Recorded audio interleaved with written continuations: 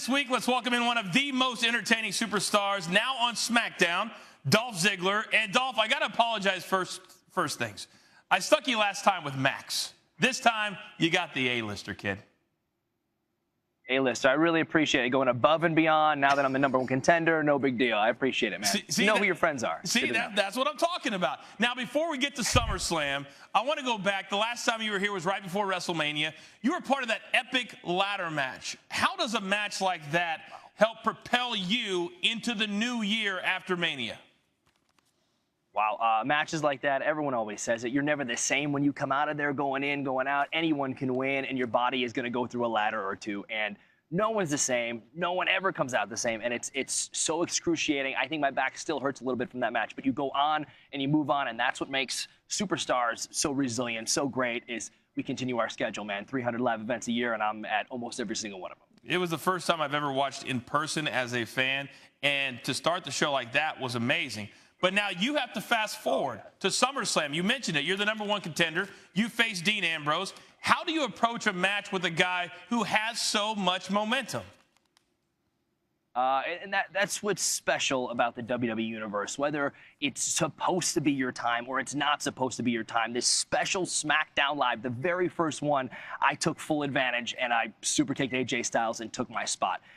I think this is a new era, not just for new talent. It's for new people to come and make a name for themselves. As someone myself, I've been around 7 years doing the same thing, and I go, I was waiting for the right moment, and I found it, and I cannot wait to tear the house down with Dean Ambrose. And I'm telling you right now, I didn't come this far to lose. I can see the hunger, and I like the hunger.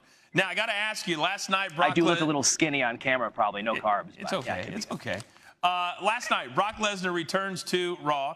A couple of weeks ago, we had John Cena here, and he said with everything that Brock has been through with the UFC this summer, that this will take a long time for him to get over. How do you feel about it as a fellow superstar? Wow. As someone, I remember my freshman year of college at the national tournament walking onto the mat as Brock Lesnar was walking off, and I went, whoa, that dude's pretty big. And that was a long time ago. He is a special, unique athlete that so many people, I don't know if he's human sometimes. And but someone like myself who's been wrestling since I was 5 years old, and I see that look in his eye that he's ready to go at any time. I appreciate that. And I'll be honest, I'm afraid of Brock, but sure as hell went back down. Let's go to some of your interests. You're a huge Cleveland fan. You were in attendance in last year's finals. They make history this year. How was that for you? For me, it's awesome and special because I've been a Cleveland Browns fan, Indians fan, Cavs fan since I used to go to the Richfield Coliseum. That's where I saw my first ever WWE live event. That's how long ago it was. There's been new arenas now, but it was bigger for Cleveland. Cleveland, all of a sudden, on the map, has this gigantic parade. The Monsters win the Calder Cup. I'm a huge fan of the Monsters, too. And it's just, what a great year for Cleveland to get some recognition. And I was actually at the Republican convention because I went to the Democratic and Republican, and it was in Cleveland. And everyone walked by and said, hey, this place is pretty nice. I don't know what everyone was, I don't know what you were telling everyone Cleveland looked like, but it was a great time. Everyone was having such a blast. And they go, this is great. We should come here a lot. I go, yeah. Miz and I have been saying that for 30 years. Dolph, you know nobody listens to me. What? You mentioned the Browns, sir. You mentioned the Browns. Can RG3 be your guy? He could be. He's not the same RG3 from a few years back, but also Josh Gordon on double secret probation. He's on the team. How's that going to be? That's fantastic. It's like Animal House, but maybe it'll work. This is the year. The Indians in first place, Calder Cup champs with the Monsters, Cavs win big. This could be it, man. All right, let me ask you this, because, I'm a big fan of yours. I think you've got a lot of talent to give. Few people know that you do stand-up comedy. Where have you performed lately?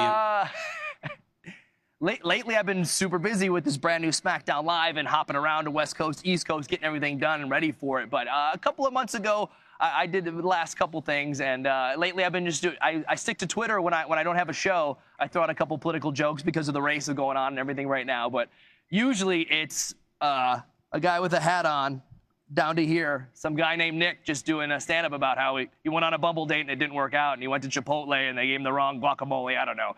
It's always something with someone, and it's pretty great. I loved it. You got to have outside interest. Like I said, I'm really into this political race right now, and it's pretty crazy, actually. Okay, well, you got to have outside interest. Give me maybe 20 or 30 seconds of part of your routine.